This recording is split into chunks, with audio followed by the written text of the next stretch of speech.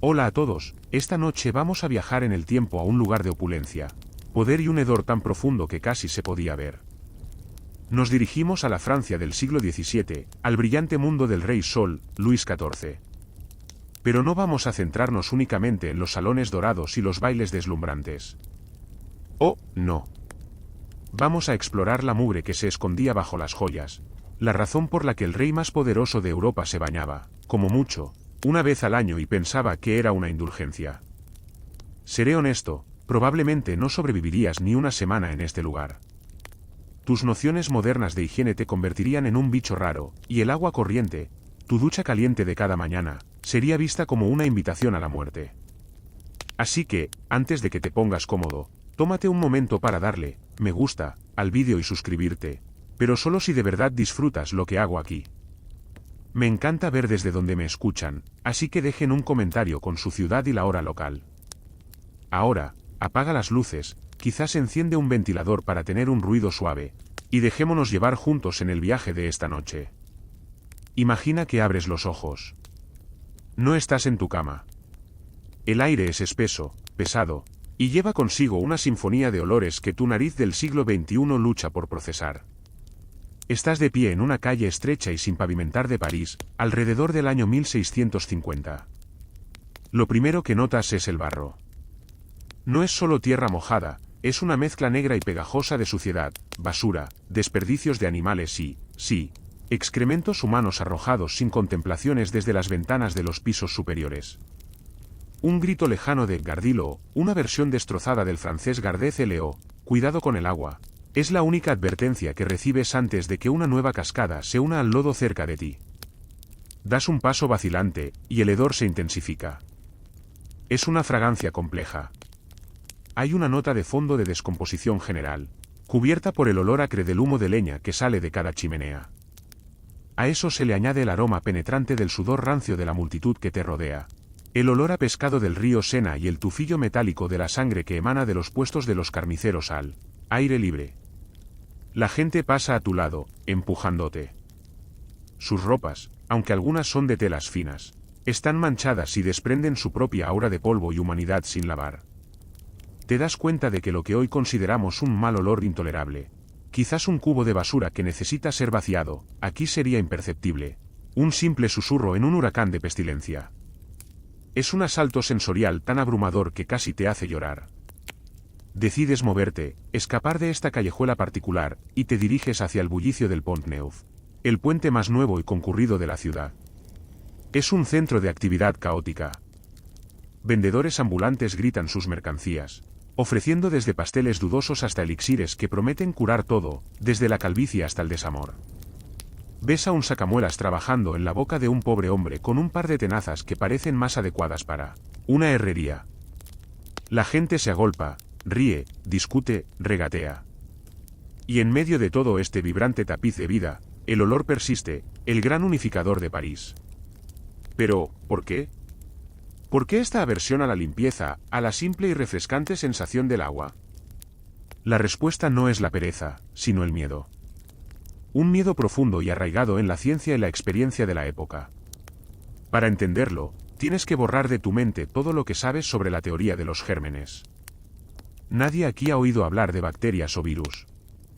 En su lugar, creen en la teoría del miasma, la idea de que la enfermedad se propaga a través del mal aire, vapores nocivos que se elevan desde la materia en descomposición.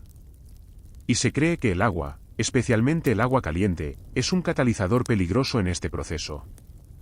La creencia popular, sostenida por los médicos más respetados de la época, era que bañarse abría los poros de la piel. Estos poros abiertos eran vistos como puertas de entrada, portales indefensos a través de los cuales el miasma pestilente del mundo exterior podía invadir tu cuerpo y corromper tus humores, el delicado equilibrio de fluidos que se creía que gobernaba tu salud. Una buena y larga ducha, para ellos, no era refrescante, era un acto de suicidio a cámara lenta.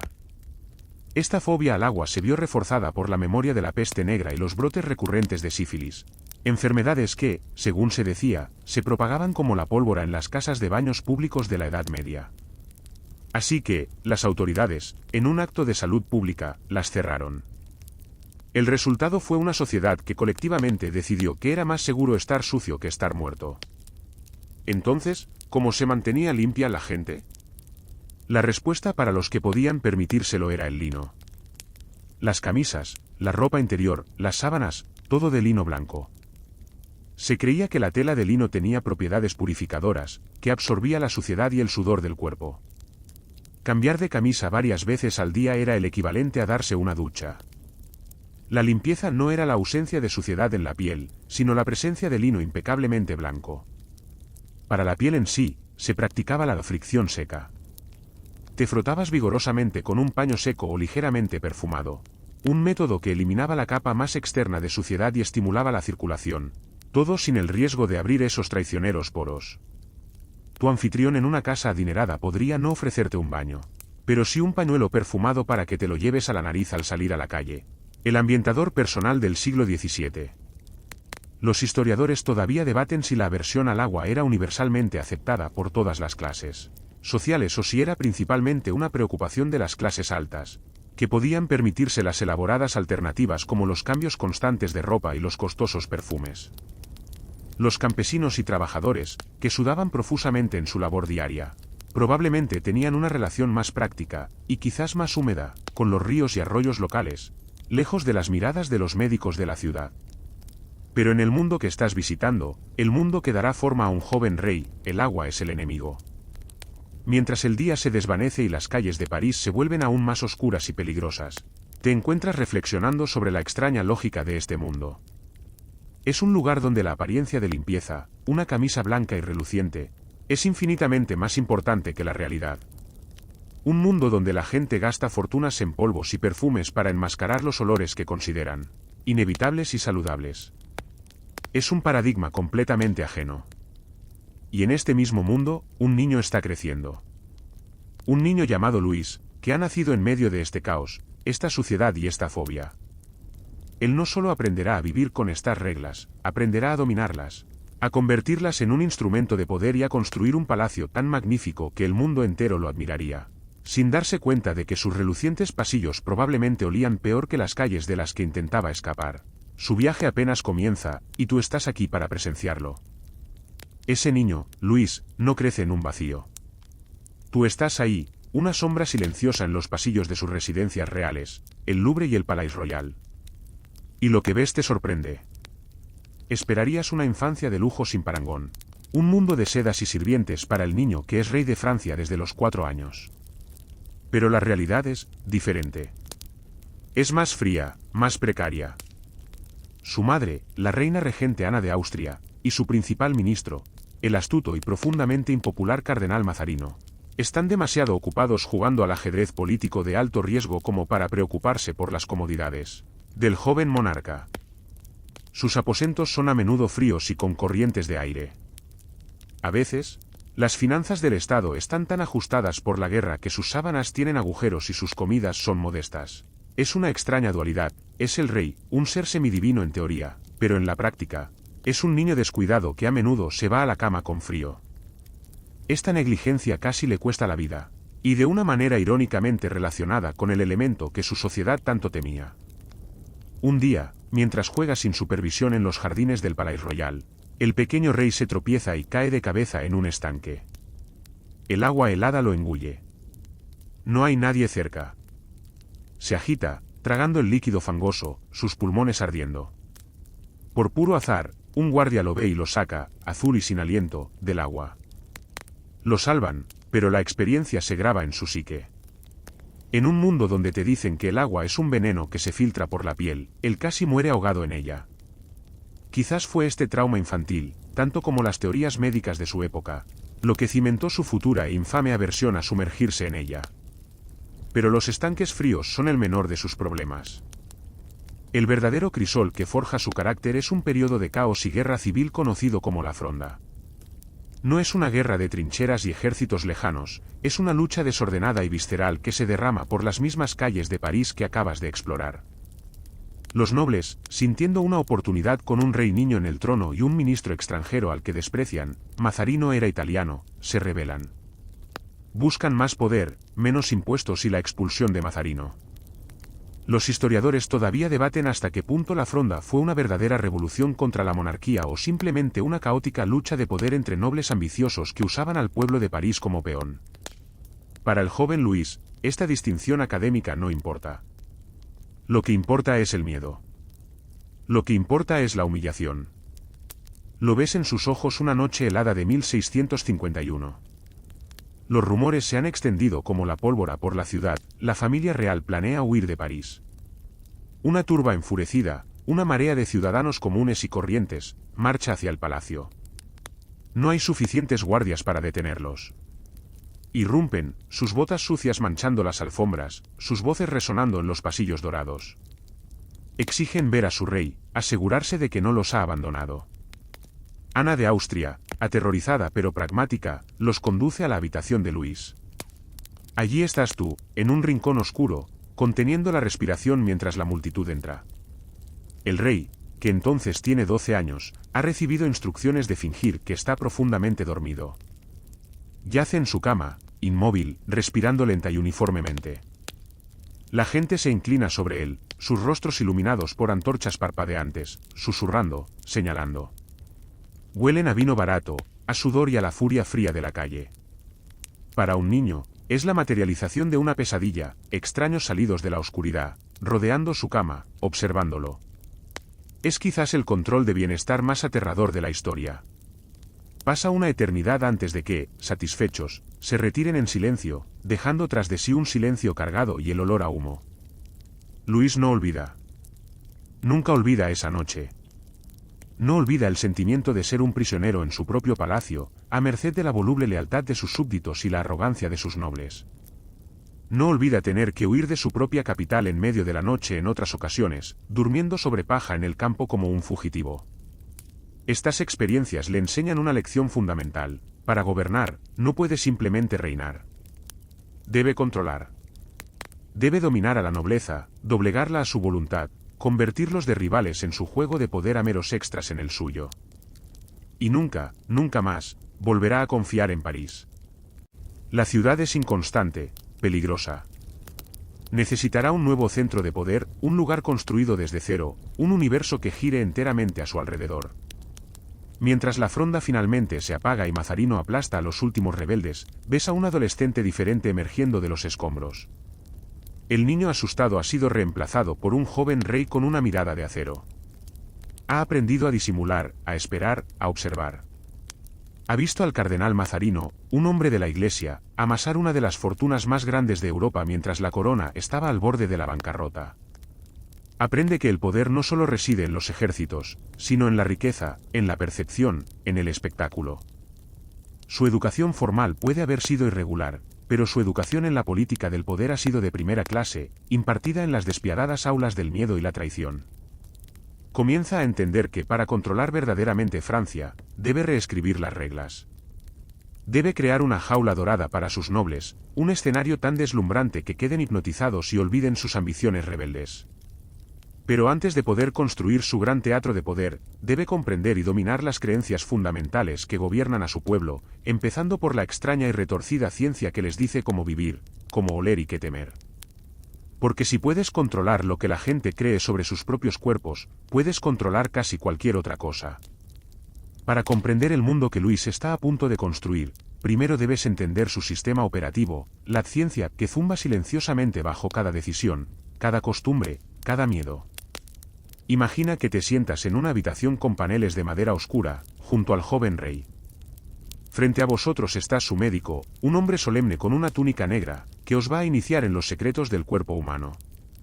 No hay microscopios, ni gráficos de ADN, ni placas de Petri. En su lugar, desenrolla un pergamino que muestra una figura humana rodeada de símbolos astrológicos y diagramas de fluidos. Aquí, te dice, está el secreto de la vida y la muerte. El cuerpo, explica, no es una máquina de células y órganos como la conocemos. Es un recipiente, un delicado contenedor de 4 líquidos vitales, los humores. Está la sangre, caliente y húmeda, que te hace alegre y sociable, sanguíneo. Está la flema, fría y húmeda, que te hace tranquilo y calmado, flemático. Está la bilis amarilla, caliente y seca, que te hace irritable y ambicioso, colérico. Y está la bilis negra, fría y seca, que te hace pensativo y melancólico. Tu salud, tu personalidad, tus talentos, todo depende del equilibrio perfecto de estos 4 fluidos, un equilibrio que te fue otorgado al nacer y que es tan único como tu propio rostro. Culpar a alguien por estar de mal humor porque tiene demasiada bilis amarilla era, en esencia, la forma del siglo XVII de decir no es mi culpa, es mi humor. La enfermedad, por lo tanto, no es una invasión de un agente externo. Es un desequilibrio interno. Demasiada sangre, y tienes fiebre. Demasiada flema, y tienes un resfriado. El objetivo de la medicina no es matar un germen invisible, sino restaurar tu equilibrio personal. Y aquí es donde el mundo exterior se vuelve tan peligroso. El médico señala por la ventana, hacia el aire brumoso de París. Ese aire, os dice, no es un gas vacío. Está lleno de miasma, los vapores nocivos de todo lo que se pudre, exhala y muere. Y tu piel, explica con la máxima seriedad, es porosa. Esta es la clave de todo. Tu cuerpo es un castillo, y tu piel es su muralla. Una muralla llena de pequeños agujeros. Cuando el aire es frío y seco, los poros se contraen, se cierran, y tu fortaleza está segura. Pero el agua, especialmente el agua caliente de un baño, relaja la piel y abre esos poros de par en par.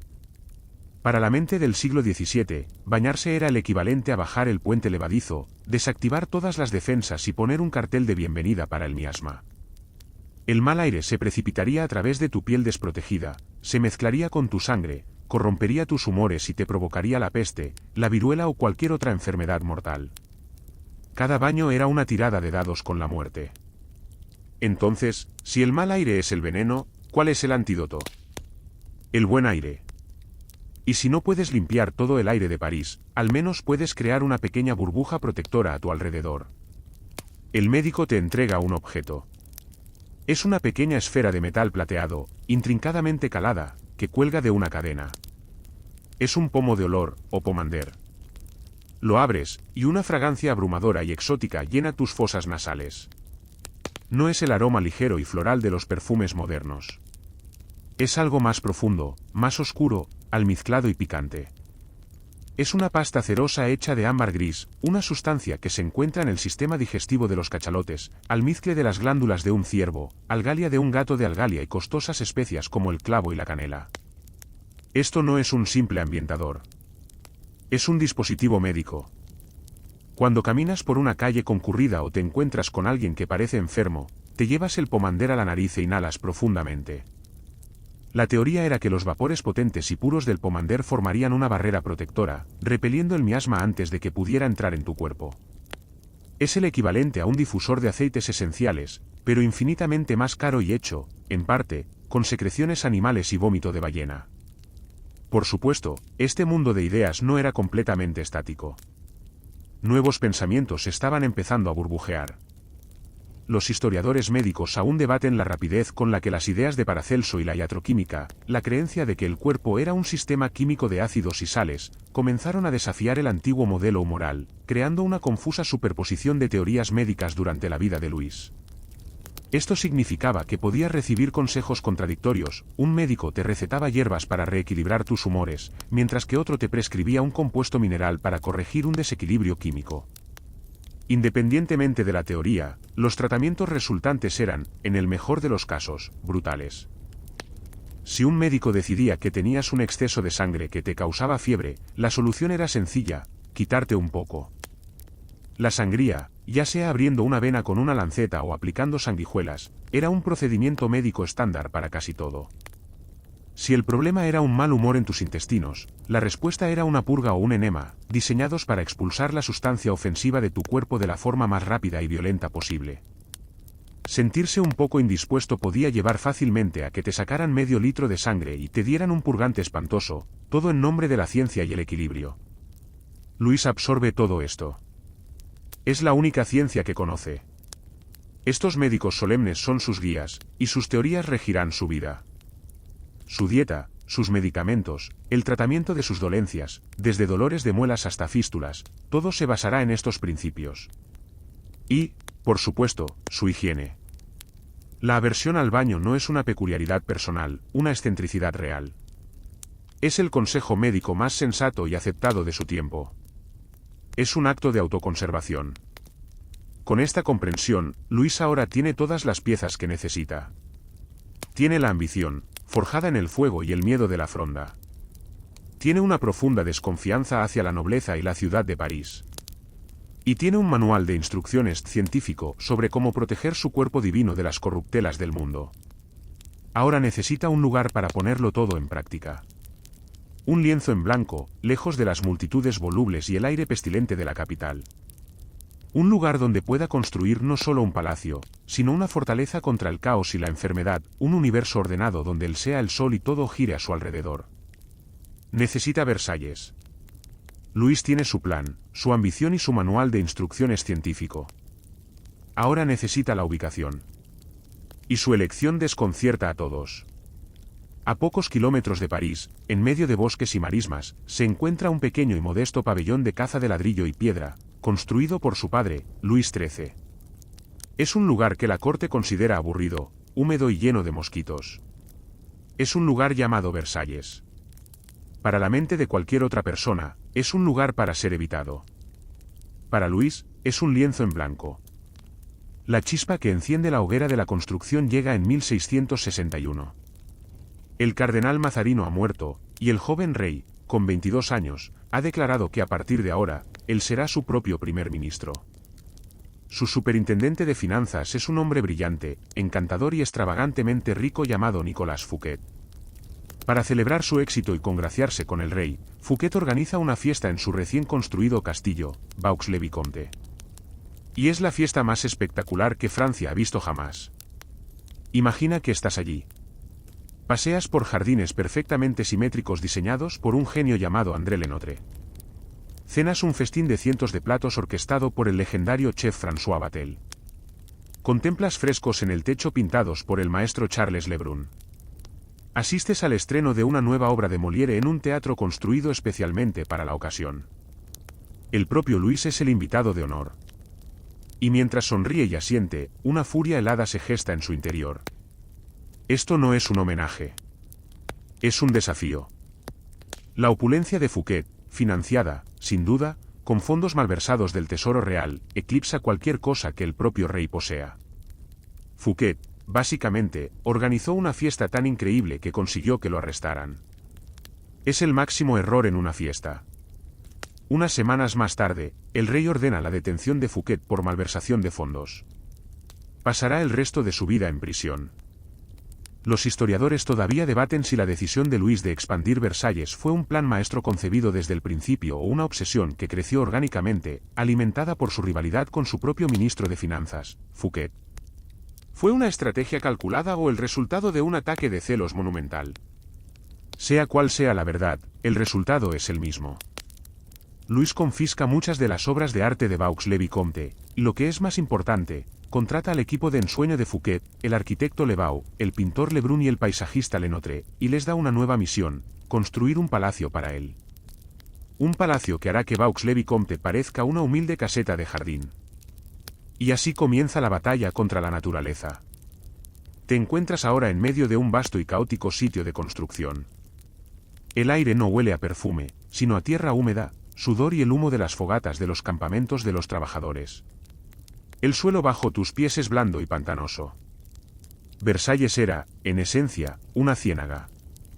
Para construir el sueño del rey, primero hay que domar la tierra. Es una tarea herculeana. Ves a miles de hombres, que llegarán a ser más de 30.000 en los momentos de mayor actividad, cavando canales de drenaje a mano. Regimientos enteros del ejército francés son puestos a trabajar, no luchando contra enemigos extranjeros, sino contra el barro y el agua estancada. La mortalidad es espantosa. Los hombres mueren de fiebres contraídas por los mosquitos del pantano, de agotamiento y en accidentes de construcción. Por la noche, carretas transportan silenciosamente los cuerpos de los muertos para no desmoralizar a los vivos. El proyecto de los jardines es aún más demencial. Para regar las vastas extensiones de césped y las cientos de fuentes que Luis imagina, se necesita una cantidad de agua que el lugar simplemente no tiene. Se hacen intentos masivos y, en última instancia, fallidos de desviar ríos enteros, como el río Eure, a través de kilómetros de acueductos, un proyecto de ingeniería romana que resulta demasiado ambicioso incluso para el Rey Sol. Se mueven colinas enteras. Se trasplantan árboles maduros de otras partes de Francia para crear un bosque instantáneo. Es un acto de voluntad monumental, una prueba de que el hombre, o al menos este hombre, puede doblegar la naturaleza a su visión. ¿Y cuál es esa visión? Es doble. Por un lado, se trata de escapar.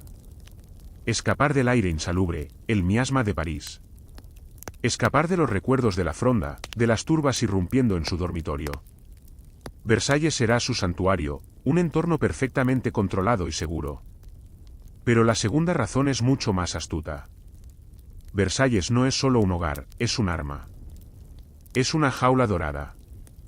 Al declarar que la sede del gobierno y de la corte se traslada permanentemente a Versalles, Luis obliga a la poderosa nobleza de Francia a tomar una decisión. Pueden permanecer en sus propios castillos, en sus bases de poder regionales, y volverse irrelevantes. O pueden abandonar sus tierras, sus ejércitos privados y su independencia, y venir a vivir con él a Versalles. Para obtener el favor del rey, un puesto militar, una pensión, un título o incluso el reconocimiento social, deben estar allí. Deben participar en el interminable ritual de la vida cortesana. De repente, los orgullosos duques y condes que habían desafiado a su padre y aterrorizado su infancia ahora compiten por el honor de sostener su candelabro mientras se acuesta. Inventó, en efecto, la guardería más hermosa y cara del mundo para nobles adultos y con derechos. Lo ves a él, a Luis, no como un monarca distante, sino como el director de obra definitivo. Está obsesionado. Revisa los planos, inspecciona el progreso diario, conoce cada estatua, cada parterre, cada grifo. Es el máximo microgestor, probablemente recolocando estatuas un centímetro a la izquierda cuando nadie mira. Este palacio no es solo un edificio, es su autobiografía en piedra, mármol y pan de oro.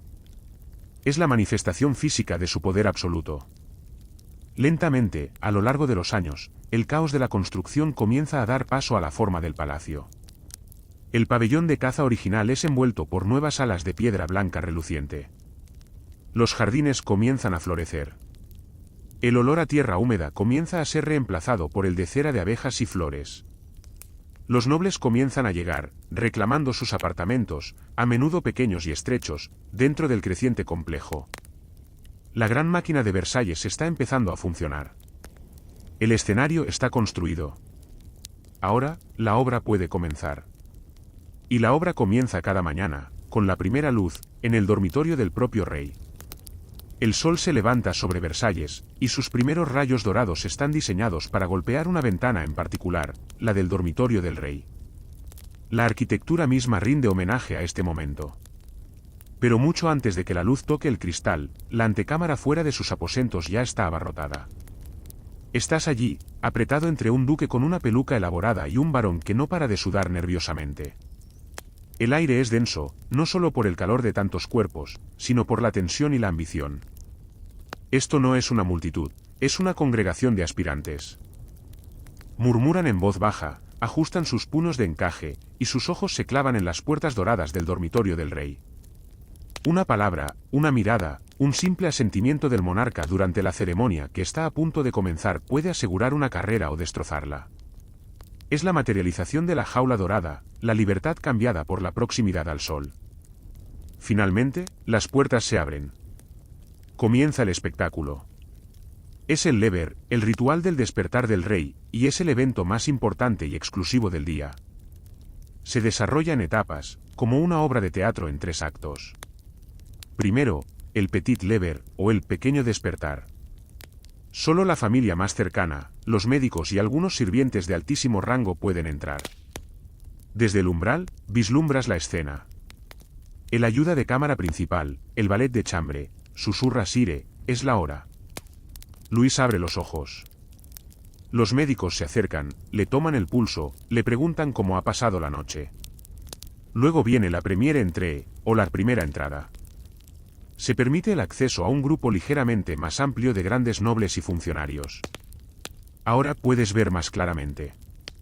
La habitación es lujosa, pero es un espacio de trabajo, un escenario. Y aquí presencias el ritual de la limpieza real. Un sirviente entra con una bandeja de plata. Sobre ella hay un cuenco de plata dorada y una jarra a juego. Pero esto no es para lavarse la cara. El rey extiende las manos, y el valet vierte un chorrito de sprit de vin, alcohol perfumado, a menudo con vino o azahar, sobre las puntas de sus dedos. El rey se frota delicadamente las yemas, luego un sirviente le ofrece una toalla de lino para que se seque. Eso es todo. Esa es la ablución matutina. Es menos un lavado y más un cortés reconocimiento de que el agua existe.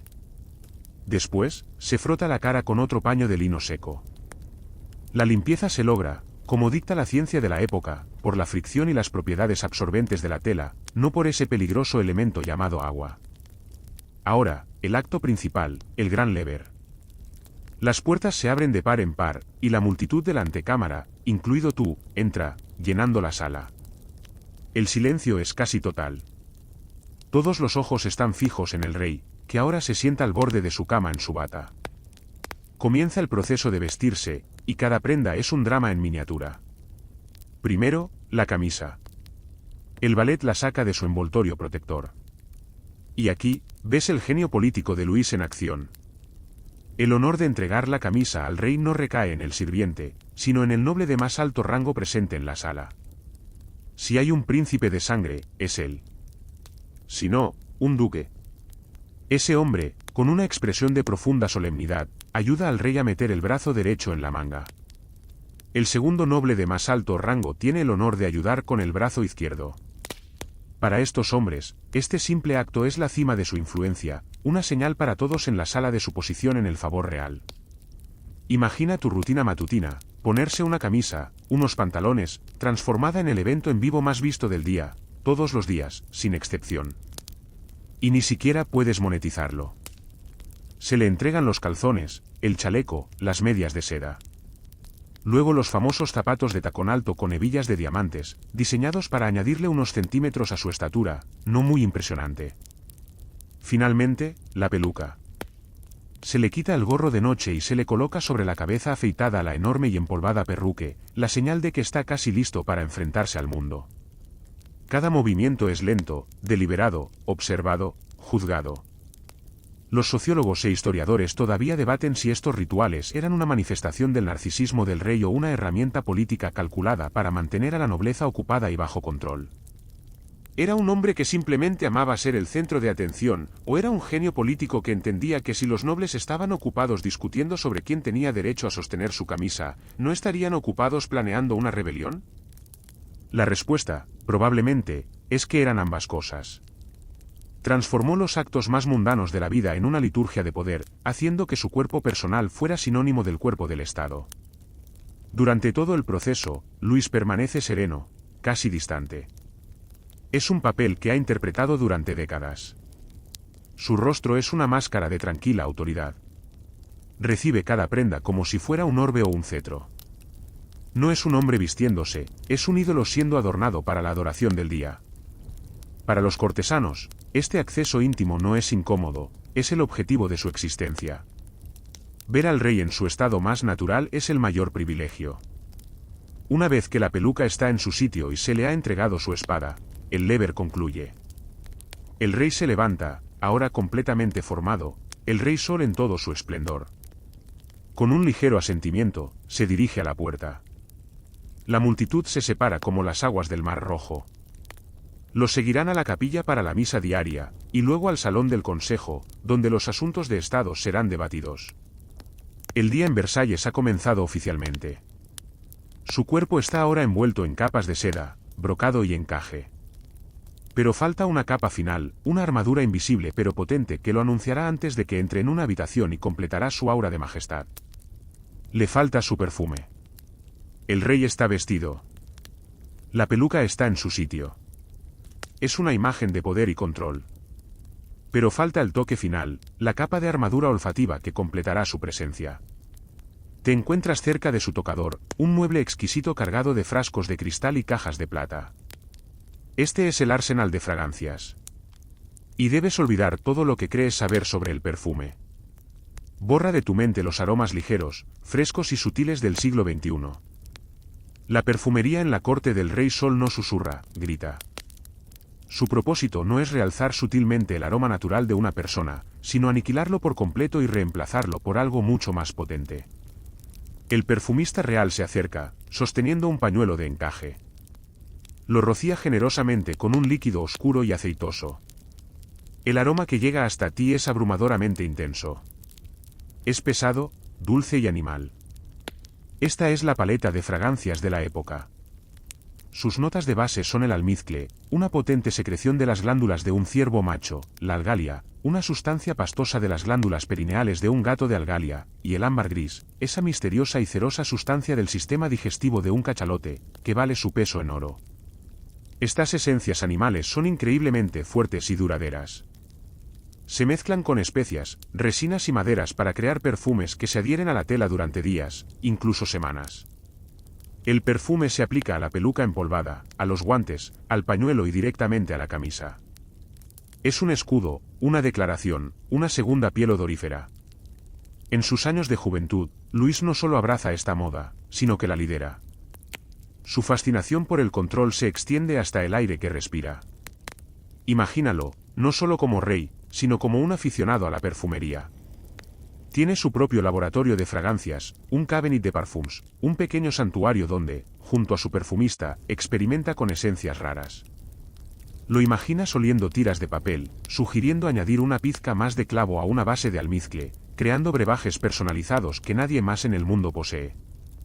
Era probablemente la habitación con el mejor olor de todo el palacio, lo que, para ser justos, no es decir mucho.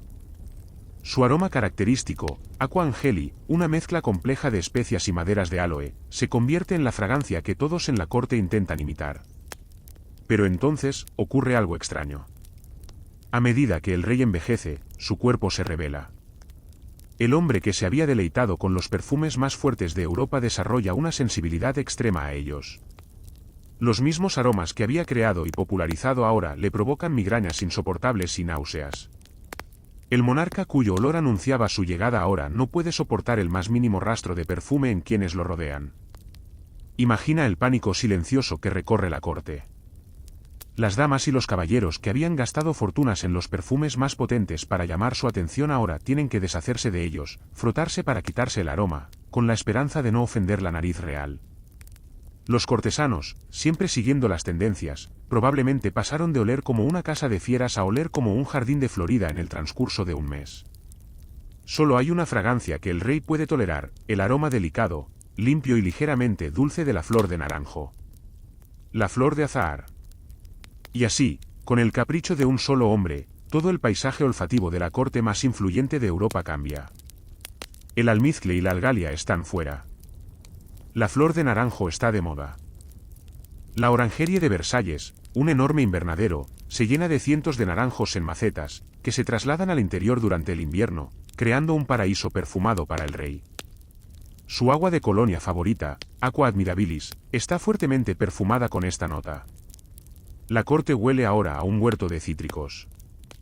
Los perfumistas e historiadores culturales todavía debaten si la transición de los perfumes animales a los florales a finales del siglo XVII fue impulsada por un cambio en el gusto estético o por los avances en las técnicas de destilación que hicieron más accesibles las esencias florales.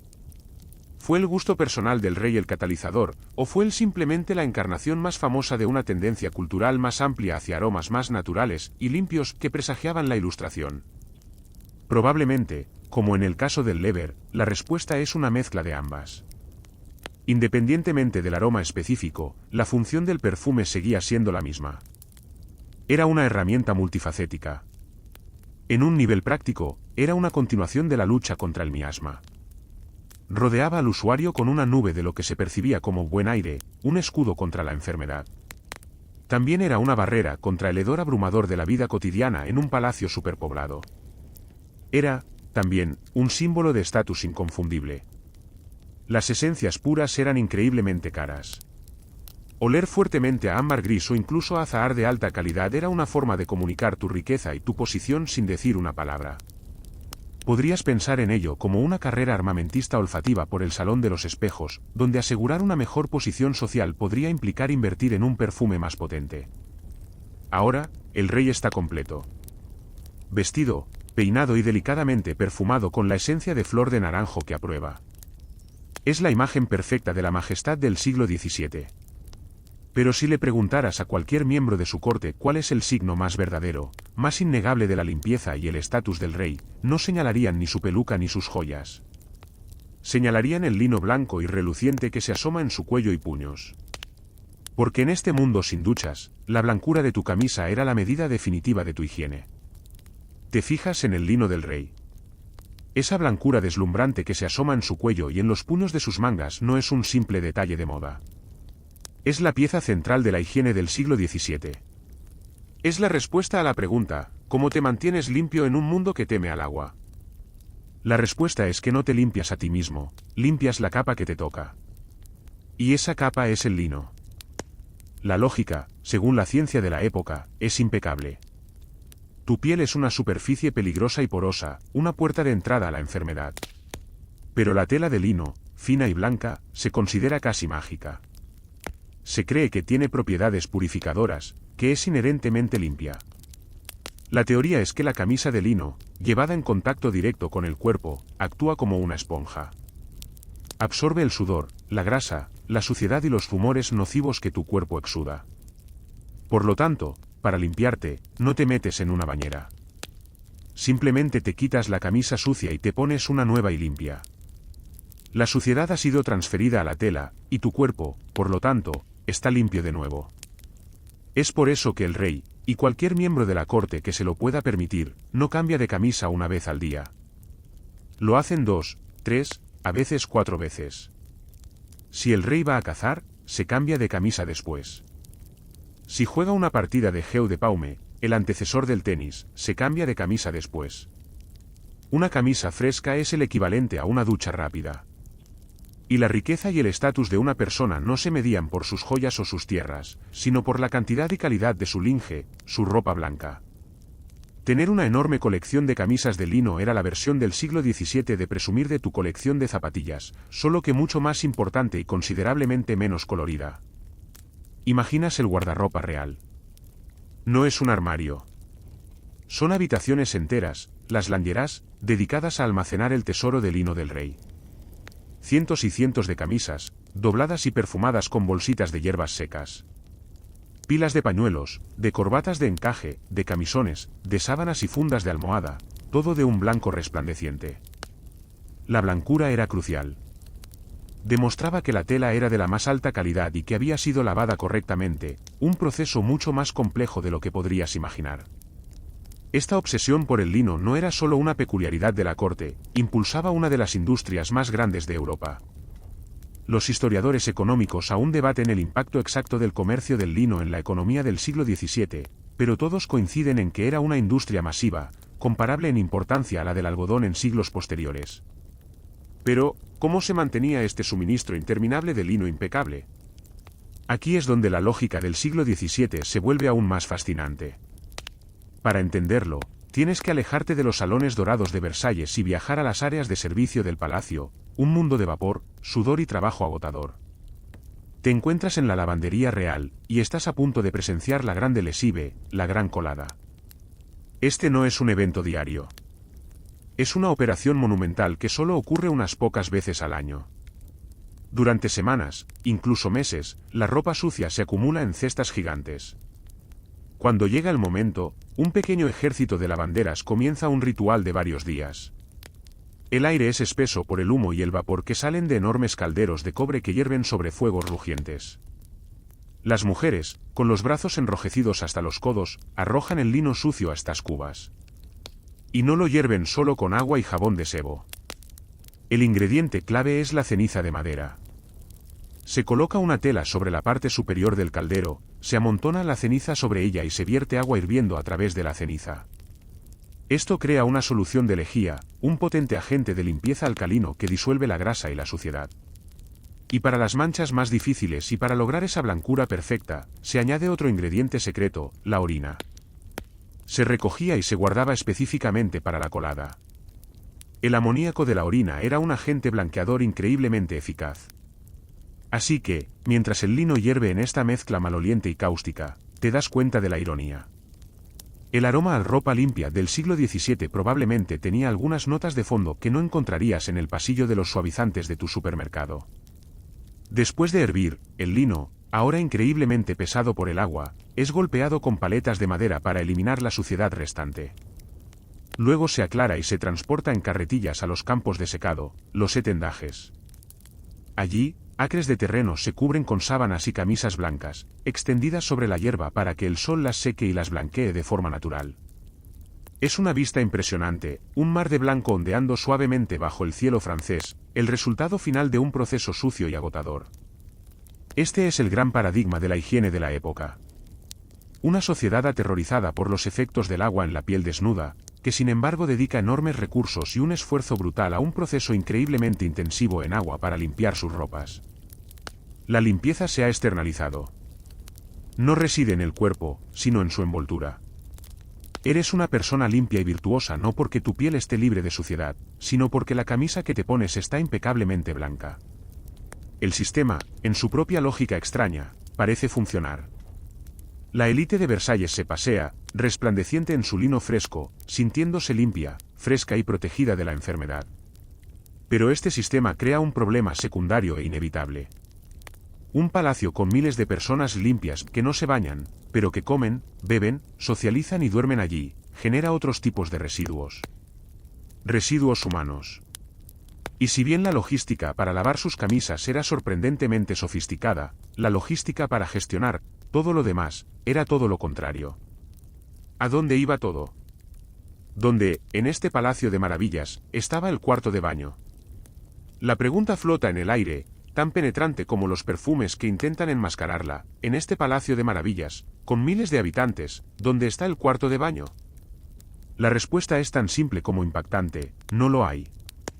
O, para ser más precisos, está en todas partes y en ninguna. Emprendes un paseo por los pasillos de Versalles, pero esta vez tu atención se desvía de los techos pintados y los tapices de oro. Te fijas en los rincones, en los espacios detrás de las pesadas cortinas de terciopelo. La grandeza del palacio es una fachada, y acabas de empezar a oler las grietas. No hay pasillos con señales de caballeros y damas. El concepto de un baño público, o incluso privado para la mayoría, simplemente no existe en este universo. La fontanería interior es una fantasía lejana. Entonces, ¿cómo se las arregla la gente? La herramienta principal de la vida diaria es el pot de chambre, el orinal. Un recipiente de cerámica o plata que se guarda discretamente debajo de la cama o en un pequeño armario. Para un asunto más formal, está la chaise percée, o silla perforada. Es exactamente lo que parece, un sillón, a menudo elegantemente tapizado y tallado, con un agujero en el asiento y un orinal colocado debajo. El rey y los miembros de la más alta nobleza tienen las suyas, verdaderas obras de arte. Pero para los miles de cortesanos, sirvientes, soldados y visitantes que se agolpan en el palacio cada día, la situación es mucho más improvisada. Imagina a un duque en medio de una conversación fascinante en el salón de los espejos. Siente la llamada de la naturaleza. Su apartamento está en un ala lejana, a 10 minutos a pie. No va a abandonar la posibilidad de obtener un favor real por una necesidad tan mundana. ¿Qué hace? Espera a que nadie mire, se desliza detrás de una columna o de un tapiz, y se alivia discretamente en un rincón. Esto no es una exageración grotesca, es una queja constante en las cartas y memorias de la época. Los pasillos, las escaleras de servicio, las chimeneas sin usar, incluso los balcones, se convertían en letrinas improvisadas. Esto le da un significado completamente nuevo al término fuga real. Cada mañana, antes de que la corte se despertara, un ejército de sirvientes recorría el palacio. Su trabajo no era solo quitar el polvo, sino limpiar los desastres de la noche anterior, fregando los suelos de mármol y aireando las habitaciones para combatir el hedor persistente. El olor de Versalles era una batalla constante entre los perfumes caros y el amoníaco. Los hermosos y extensos jardines tampoco eran inmunes. Durante las grandes fiestas y bailes al aire libre, los setos y arboledas se convertían en el urinario al aire libre más grandioso del mundo. Buscar un lugar tranquilo en el jardín tenía una connotación muy práctica en la corte de Luis XIV. Los historiadores de la arquitectura y los sociólogos todavía debaten si la falta de instalaciones sanitarias fue un simple descuido en el diseño o una consecuencia deliberada de priorizar la grandeza estética sobre la función práctica, reflejando la primacía del espectáculo sobre la comodidad. Al diseñar Versalles, ¿se olvidaron Luis y sus arquitectos de los baños, o simplemente consideraron que las necesidades corporales de miles de personas eran un detalle insignificante en comparación con la gloria de un salón perfectamente simétrico? La evidencia sugiere lo segundo. La función del palacio era impresionar y controlar, no proporcionar confort. Ves a los sirvientes en su trabajo interminable. Los portechaises, los portadores de sillas de mano, tenían una doble función. No solo transportaban a los nobles por los pasillos, sino que también eran responsables de llevarse los orinales llenos, en una procesión maloliente y sin fin que era la verdadera columna vertebral sanitaria del palacio. Es un pensamiento aleccionador. Por cada noble que se pavonea con su camisa de lino limpia, hay un sirviente invisible que transporta sus desechos. El propio rey, por supuesto, está por encima de la anarquía sanitaria general. Tiene varias chaises percées opulentas. Su sesión matutina en el trono es un asunto semipúblico, a menudo con la asistencia de sus médicos, que examinan los resultados con gran interés. Recuerda, en la medicina humoral, el estado de los excrementos de un paciente ofrecía pistas vitales sobre el equilibrio de sus fluidos internos. Así que, incluso en este acto tan privado, el cuerpo del rey es un asunto de estado, su salud intestinal un barómetro de la salud del reino. Ahora comprendes la verdadera atmósfera sensorial de Versalles. No es solo el brillo del oro y el reflejo de los espejos. Es el choque constante de olores, el dulce aroma de la flor de naranjo del rey, el almizcle pesado del perfume de un duque, el polvo de arroz de la peluca de una dama, todo ello luchando contra un bajo continuo de orina rancia y el vago hedor de los desechos que emana de los patios de servicio. Es un milagro de la voluntad humana que la vida no solo continuara aquí, sino que prosperara en una deslumbrante exhibición de cultura y poder. Y esa exhibición debe continuar. Ahora que entiendes la fragante base sobre la que se asienta el palacio, es hora de participar en una de sus representaciones más importantes. Después del ritual del despertar, el evento más esperado es la cena, especialmente el gran couvert, donde el rey come en público. Únete a la multitud, sostén tu pañuelo perfumado y prepárate para un festín. Te unes a la multitud que se agolpa en la antecámara del gran couvert, la cena pública del rey. El aire, que antes olía a humanidad y a una limpieza deficiente, ahora está cargado con el irresistible aroma de la carne asada, el pan recién horneado y las especias exóticas. Es una guerra de olores, y por una vez, la cocina está ganando. Te abres paso hasta un lugar desde donde puedes ver la mesa real, ya puesta con un mantel de damasco deslumbrantemente blanco, platos de oro macizo y copas de cristal relucientes. Es una cena y un espectáculo, donde el espectáculo es ver a un hombre comer pollo y el precio de la entrada es estar de pie durante 2 horas en una habitación abarrotada y sin aire. El rey entra, seguido por los miembros de la familia real que tienen el honor de cenar con él. Se sientan. Un silencio expectante cae sobre la sala. Entonces, comienza la procesión. No es un camarero que trae un plato. Es un desfile militar de comida. Un oficial de alto rango lidera una larga fila de sirvientes que marchan desde las lejanas cocinas, cada uno sosteniendo una bandeja de plata con una cúpula. La procesión es solemne, casi religiosa. Los guardias presentan armas mientras pasa la comida del rey. Cuando se retiran las cúpulas, la mesa se convierte en un paisaje de abundancia casi increíble. Esto es solo el primer servicio, el primer plato, y hay docenas de platos. Ves un cisne asado, con la piel cuidadosamente retirada y vuelta a colocar sobre la carne cocida, con el cuello erguido como si aún estuviera vivo. Hay pirámides de frutas exóticas, pasteles de carne del tamaño de un cojín, y complejas gelatinas que tiemblan en formas elaboradas. El objetivo no es solo alimentar, es asombrar, mostrar la riqueza inagotable del reino a través de la prodigalidad de su mesa. Es la manifestación comestible del poder.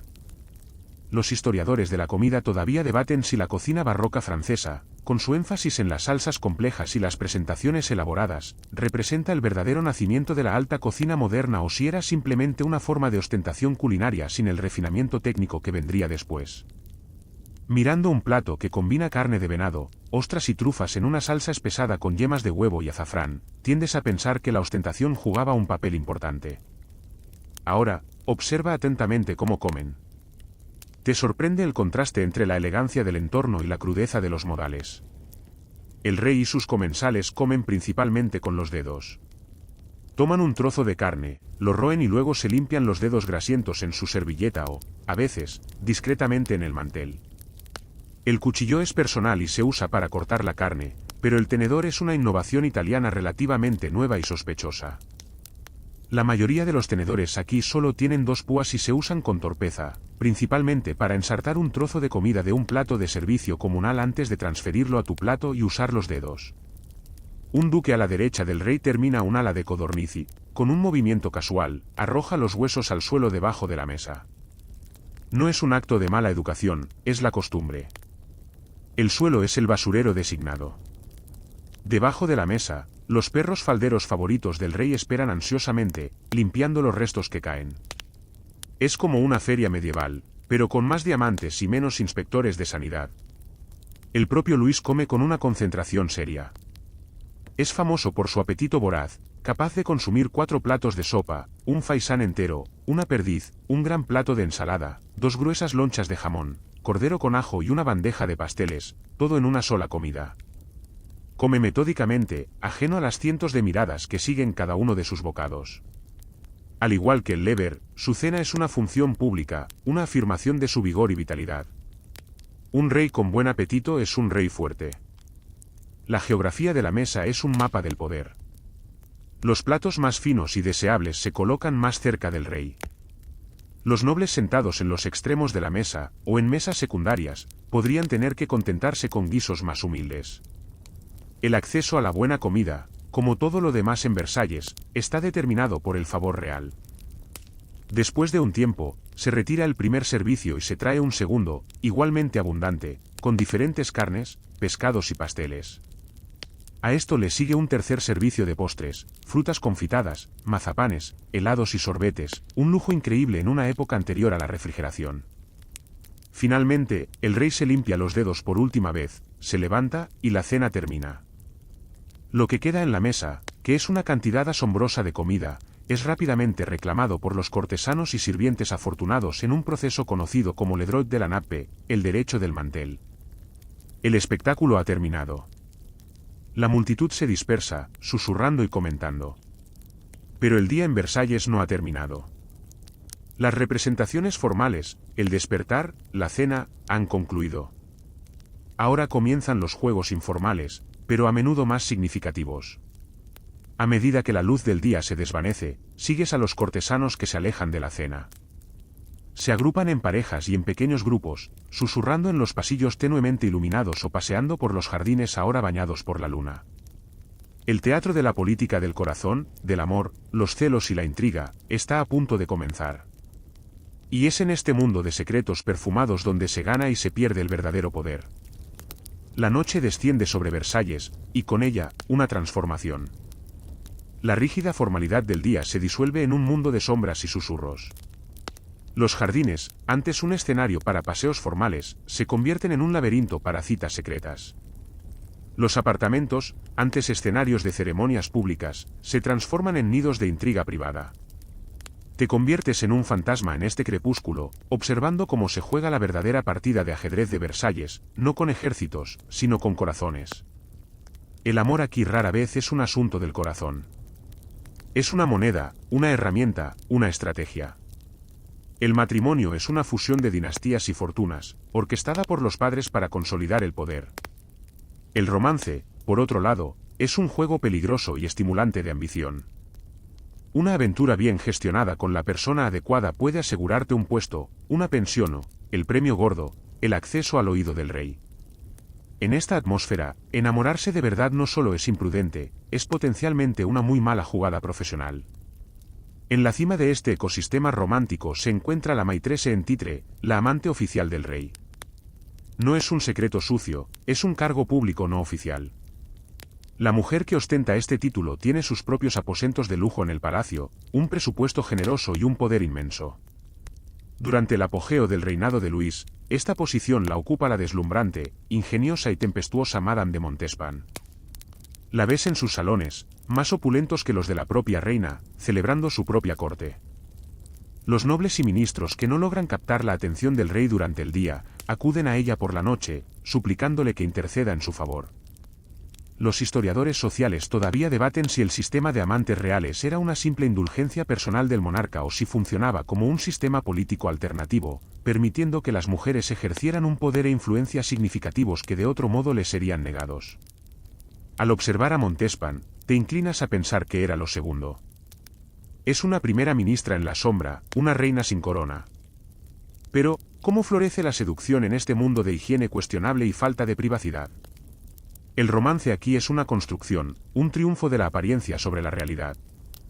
La seducción no se basa en un cuerpo limpio, sino en un ingenio agudo, un vestido a la última moda, un pañuelo estratégicamente caído, una mirada prolongada a través de una sala abarrotada. Se basa en el perfume que usas y en la elocuencia de las cartas secretas que escribes. Enamorarse en Versalles requería un estómago fuerte y un sentido del olfato aún más fuerte, o una completa falta de él. Pero la competencia por el afecto y el poder no siempre se libra con palabras ingeniosas y miradas seductoras. A veces, se libra con veneno. A finales de la década de 1670, un escalofrío recorre la corte. Comienzan a circular rumores oscuros desde los barrios bajos de París, susurros de una red de adivinos, hechiceros y envenenadores que proveen a la aristocracia. Es el comienzo de lo que se conocerá como el asunto de los venenos. El rey, alarmado, crea una comisión especial para investigar. Lo que descubren es más horrible de lo que nadie imaginaba. Descubren un submundo sórdido donde las esposas compran venenos para deshacerse de sus maridos, donde los herederos impacientes aceleran su herencia, y donde los amantes compran afrodisíacos y polvos de amor para asegurar el afecto de sus objetivos. De repente, aceptar una copa de un rival en una fiesta parecía una idea muy mala. El escándalo alcanza su punto álgido cuando el nombre de Madame de Montespan es mencionado por los acusados. Los rumores afirman que, desesperada por mantener el amor del rey, no solo compró afrodisíacos, sino que participó en rituales blasfemos, en misas negras celebradas sobre su cuerpo desnudo, para atar a Luis a ella místicamente. La verdad de estas acusaciones sigue siendo turbia, pero el mero hecho de que fueran creíbles revela la desesperación y la superstición que se escondían bajo la brillante superficie de la corte. Luis está horrorizado y profundamente avergonzado. Este escándalo amenaza con destrozar la imagen de orden y gloria que ha construido con tanto esmero.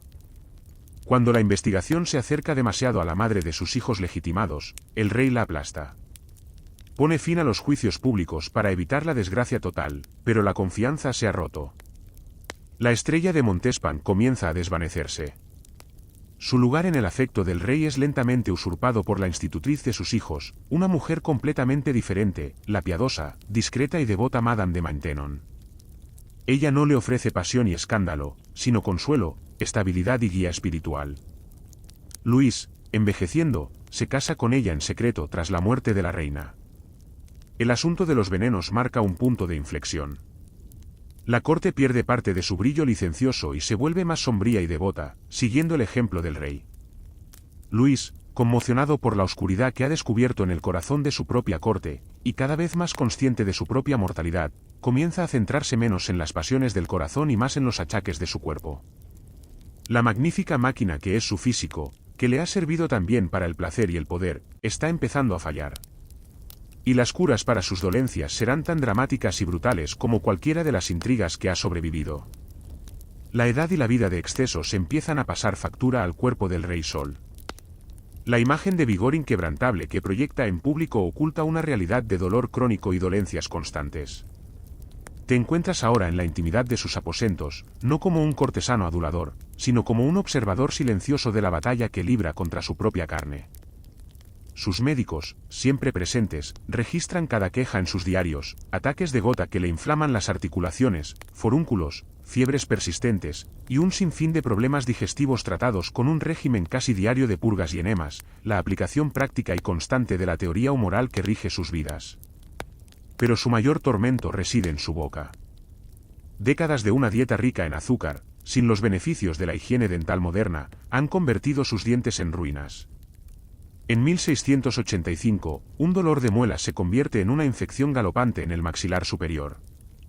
El dolor es insoportable, su aliento es fétido, y los médicos, tras mucha deliberación solemne, proponen una solución tan radical como aterradora: hay que extraer todos los dientes restantes de la parte superior izquierda de su mandíbula. La operación se lleva a cabo en sus aposentos. No hay anestesia, ni óxido nitroso, ni siquiera una aguja de novocaína.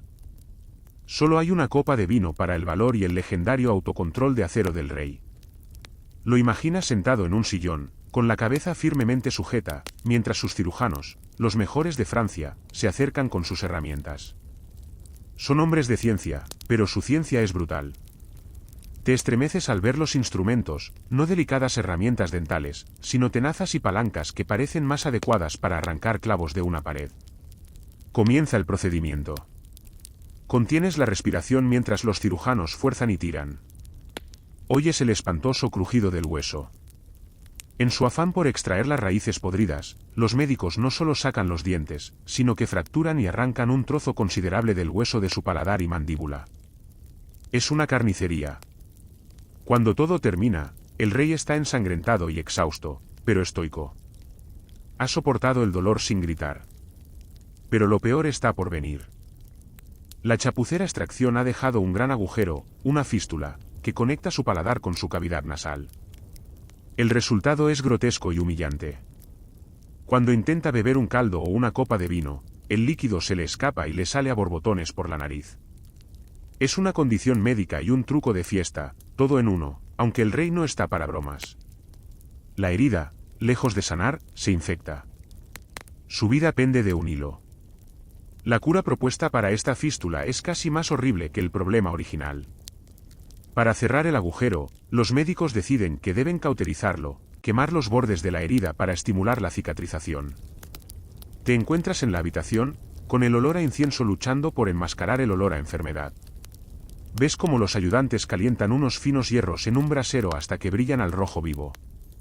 Luego, una vez más sin anestesia, los cirujanos introducen el metal candente en la boca del rey y lo aplican sobre la herida abierta. El olor a carne quemada llena la habitación. El rey se estremece, sus nudillos blancos al agarrar los brazos del sillón, pero no emite ningún sonido. Soporta este tormento no una, ni dos, sino 14 veces a lo largo de varios meses hasta que la herida finalmente se cierra. Su capacidad para soportar el dolor se convierte en leyenda en la corte, una prueba más de su naturaleza extraordinaria. Los biógrafos e historiadores médicos todavía debaten cómo Luis XIV logró sobrevivir a tantos procedimientos médicos peligrosos y vivir hasta una edad tan avanzada para la época, atribuyéndolo ya sea a una constitución extraordinariamente fuerte o simplemente a una suerte increíble. La mayoría de los hombres habrían muerto por el shock o la infección de un solo de estos procedimientos. Él los soportó todos. Sus médicos tenían un trato impecable junto a la cama, aunque sus técnicas quirúrgicas parecían prestadas de un herrero.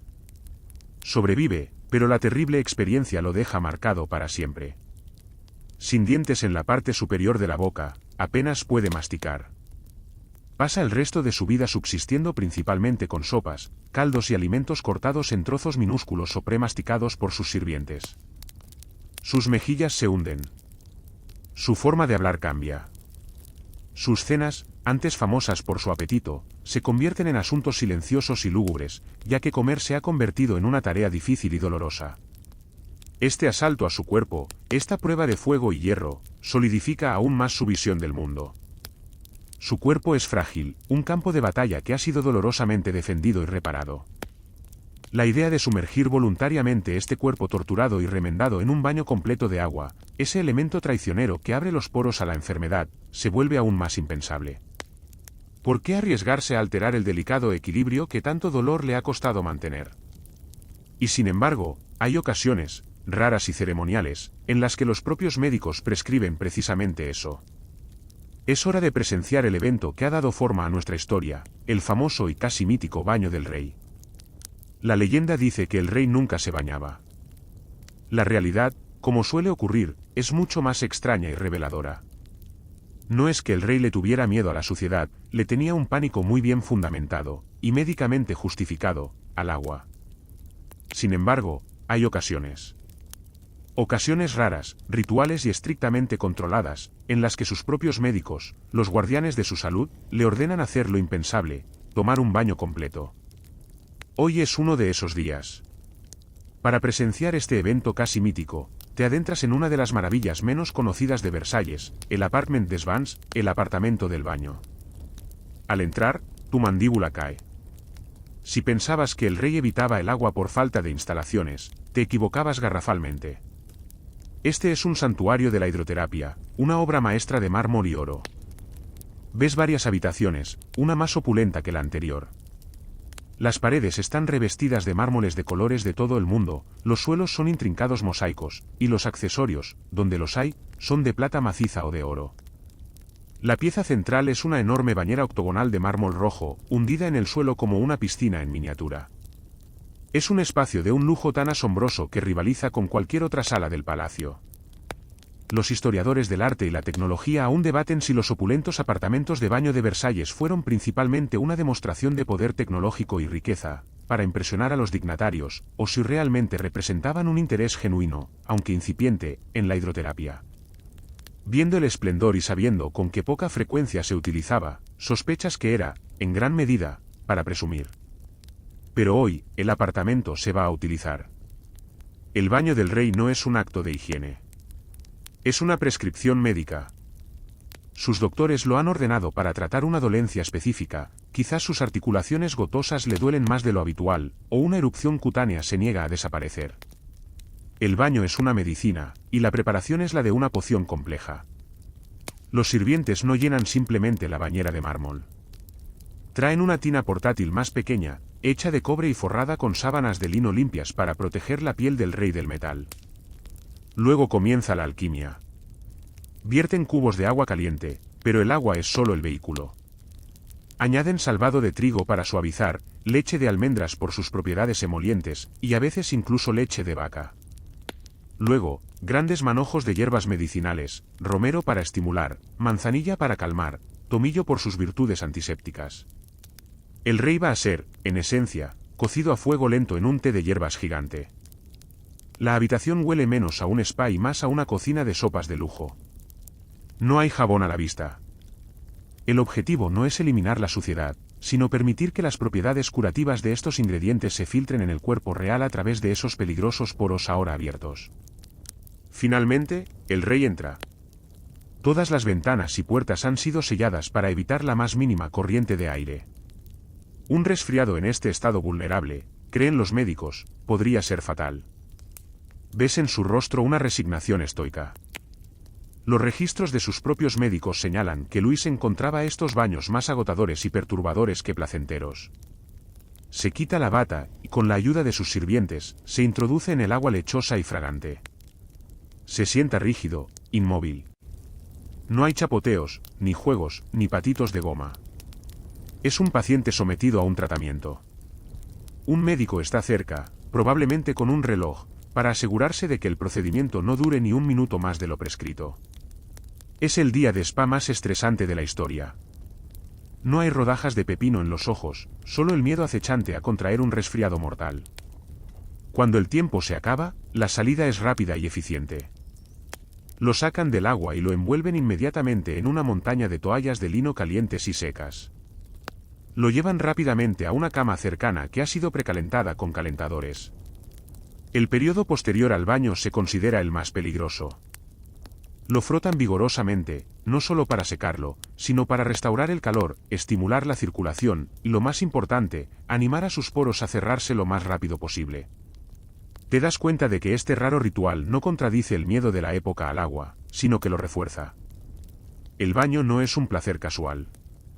Es una medicina potente y arriesgada, una intervención extrema que solo debe usarse en circunstancias desesperadas y bajo la más estricta supervisión. La famosa opinión del rey de que bañarse una vez al año era el excesivo, proviene de esta mentalidad.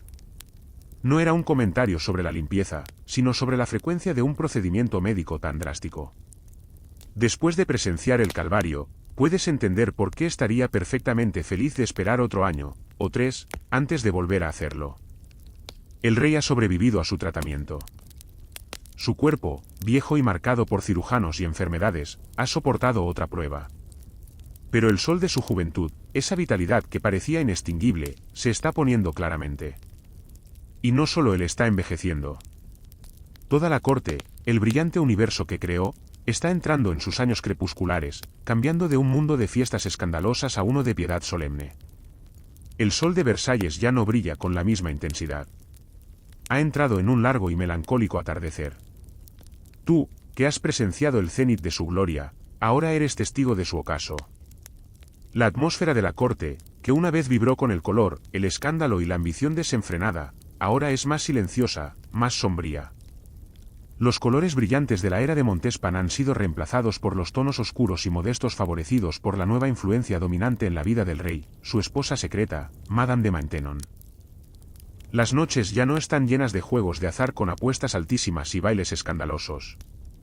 En su lugar, el rey y un círculo íntimo de cortesanos asisten a servicios de oración, escuchan sermones o disfrutan de representaciones de obras religiosas. La piedad ha reemplazado a la pasión como la moda de la corte. Los historiadores todavía debaten el verdadero alcance de la influencia de Madame de Maintenon sobre Luis en sus últimos años, si ella simplemente apoyaba su creciente devoción natural o si lo dirigía activamente hacia políticas más conservadoras y religiosas. Mirándola, sentada tranquilamente junto al rey, con su comportamiento sereno y su vestimenta sencilla, ves menos a una manipuladora y más a una compañera tranquila, una influencia estabilizadora en un hombre que envejece y está cansado del mundo. El propio rey es la encarnación de este ocaso.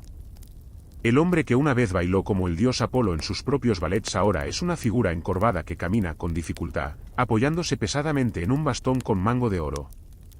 Su rostro, demacrado por sus problemas dentales, es una máscara de dignidad cansada. Sigue cumpliendo con la agotadora etiqueta de la corte, pero el esfuerzo es visible. Ves el dolor punzante de la gota en su pie, la fatiga en sus ojos. El deporte de la corte ya no es ver al rey jugar al tenis, sino verle superar con éxito un tramo de escaleras. Pero el atardecer no es solo una metáfora de su salud. Se convierte en una tragedia literal y devastadora para su linaje. El invierno de 1711 trae un frío que no es solo meteorológico. El hijo del rey, su heredero, conocido como el Gran Delfín, muere repentinamente de viruela a los 49 años. El rey, ahora con 72 años, se enfrenta a la muerte de su sucesor con una estoica tristeza. El nuevo heredero es su nieto, el duque de Borgoña, un joven vibrante y prometedor, amado por el pueblo y visto como el futuro brillante de Francia. Menos de un año después, la tragedia golpea de nuevo, y con una crueldad insondable.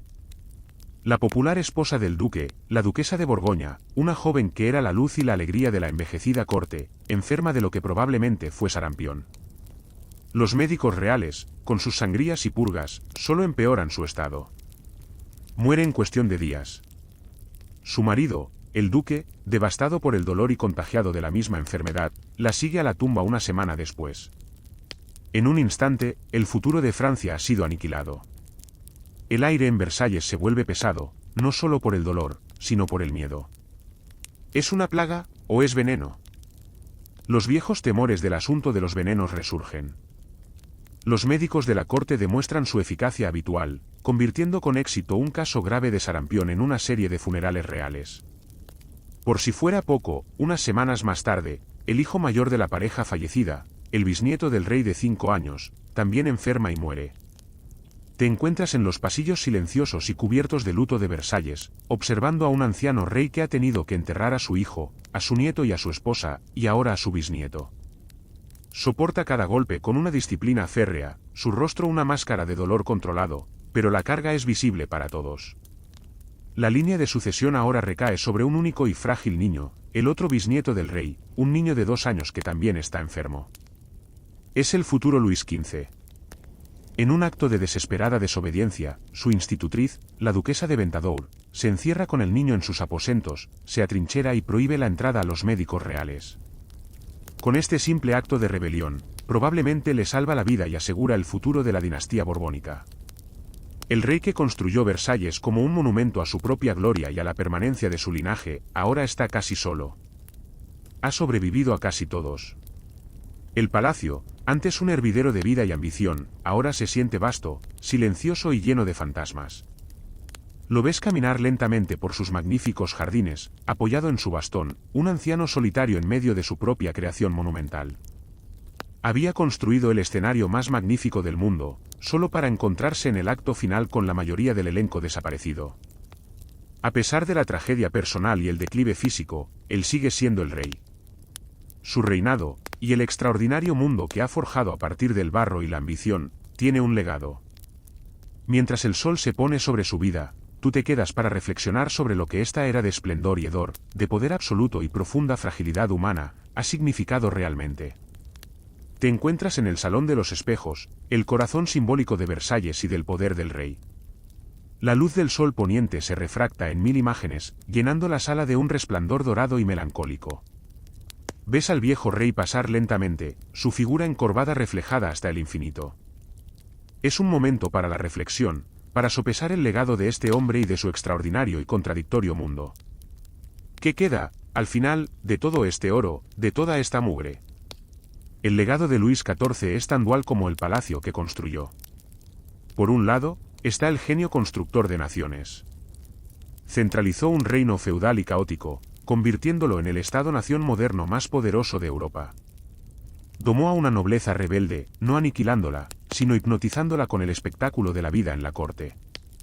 Hizo de Francia el árbitro de la cultura, el gusto y el poder en el mundo occidental. Este palacio, que ahora es patrimonio de la humanidad, es la prueba. Su estilo, el barroco francés, fue copiado por todos los monarcas, desde Prusia hasta Rusia, que querían una pizca de su gloria. Hizo que Francia fuera tan genial que incluso sus enemigos querían vestir como él y construir réplicas de su casa. Pero hay otra cara en el espejo. La de un déspota derrochador. Sus casi incesantes guerras, libradas por la gloria y la expansión territorial, vaciaron el tesoro de Francia y dejaron al país al borde de la bancarrota. Su intolerancia religiosa, que culminó con la revocación del Edicto de Nantes, provocó el éxodo de cientos de miles de sus súbditos protestantes más industriosos, un desastre económico y social.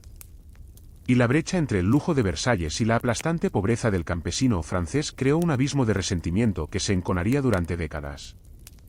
Los historiadores políticos y culturales todavía debaten si el legado final de Luis XIV fue el de un genio constructor de naciones que centralizó y modernizó Francia, o el de un déspota derrochador cuyas guerras y extravagancias casi arruinaron al país, sentando las bases para la Revolución Francesa. Más allá de la política, está el legado del comportamiento. Luis no solo construyó un palacio, codificó un universo. La etiqueta, el conjunto de reglas que regían cada segundo de la vida en Versalles, fue su invento más duradero y extraño. Era el sistema operativo de su jaula dorada. Y la obsesión por estas reglas se extendió. Observas a un duque que se acerca a la puerta de una cámara privada. No golpea con los nudillos, eso sería grosero, burgués. En su lugar, levanta la mano izquierda y rasca delicadamente la madera con la uña de su dedo meñique, que se ha dejado crecer para este propósito exacto.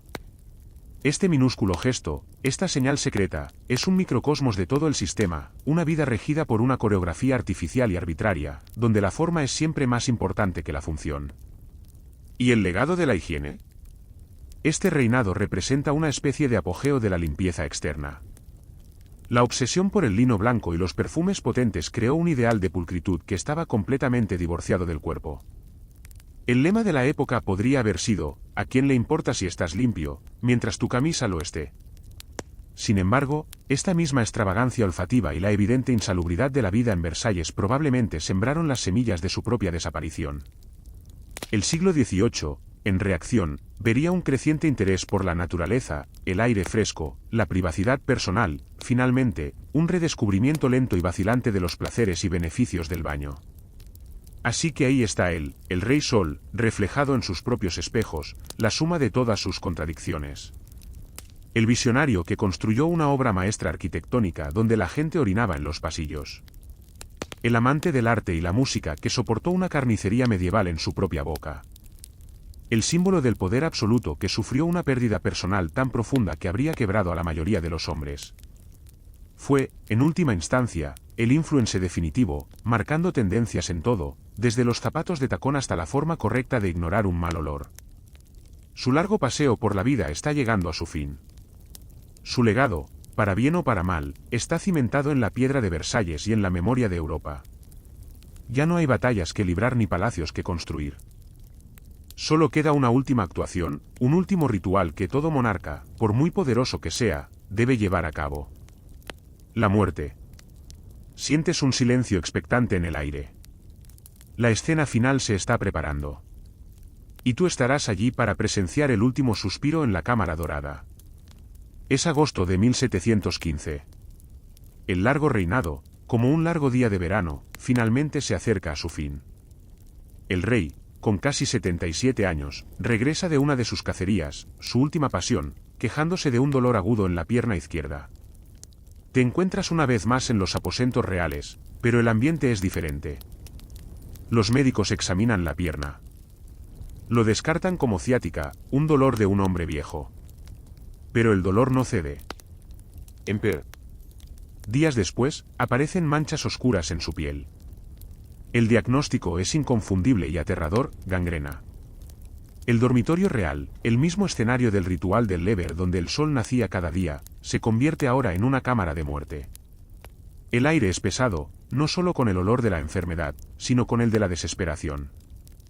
Los mejores médicos de Francia, los mismos que le habían atormentado con sus curas, admiten su impotencia.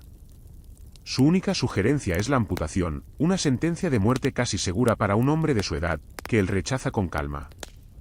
Es en este momento de desesperanza cuando aparece un rayo de luz falso.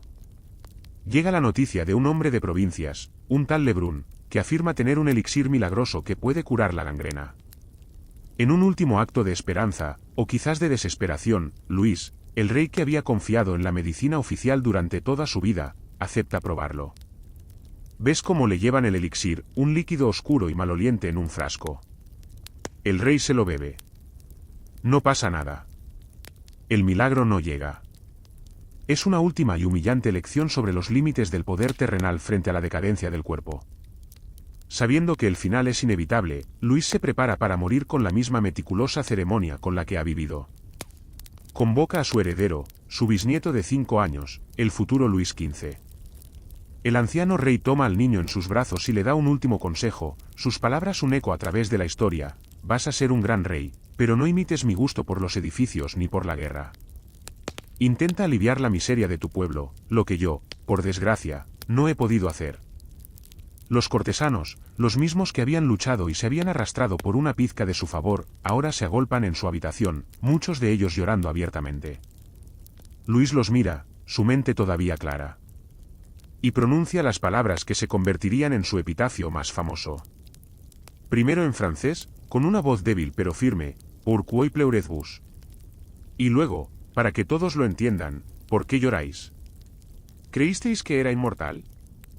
Los historiadores y teólogos todavía analizan estas famosas últimas palabras, debatiendo si fueron una expresión de humildad cristiana, una última reprimenda irónica a su corte, o una simple declaración de hechos de un hombre que se enfrenta al final. Quizás fueron las tres cosas a la vez. Pasa los siguientes días en un estado de semi-inconsciencia, su cuerpo finalmente rindiéndose. Madame de Maintenon permanece a su lado hasta que queda claro que ya no la reconoce, y luego se retira a un convento, su largo servicio finalmente terminado.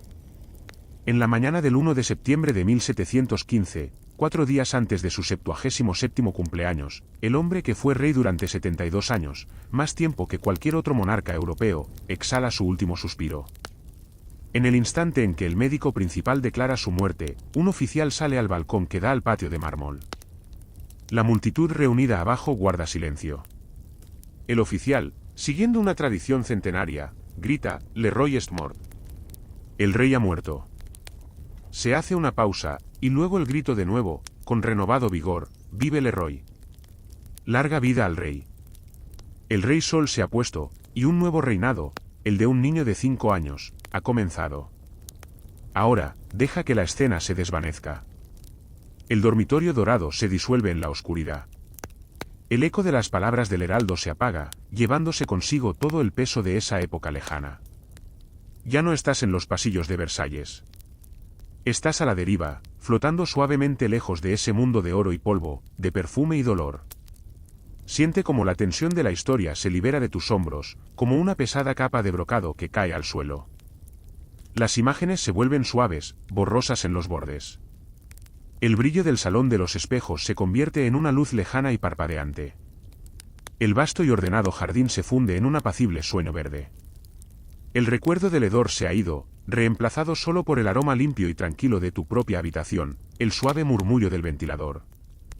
Todo ese drama, Toda esa grandeza, toda esa extraña y maravillosa locura, puede ahora descansar. No tienes que preocuparte por la etiqueta, ni por los miasmas, ni por la mirada del rey. Solo tienes que respirar. Siente el aire fresco llenando tus pulmones, un lujo simple y profundo. Tu única tarea ahora es dejarte llevar por el silencio que sigue a una historia bien contada. El viaje ha terminado. El descanso te espera. Deja que tus pensamientos se aquieten. Deja que tu cuerpo se sienta pesado y relajado en tu cama. Es hora de dormir. Es hora de soñar.